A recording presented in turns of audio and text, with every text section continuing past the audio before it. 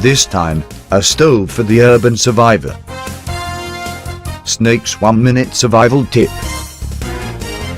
With few resources, you have to be an effective survivor. In urban areas, you are likely to get your hands on hollow construction blocks.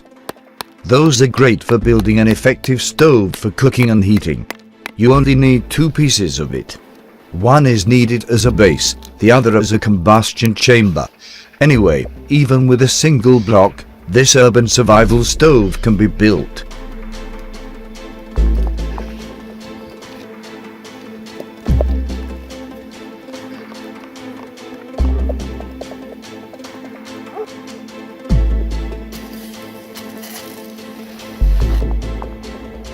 Well, that's it. Until next time.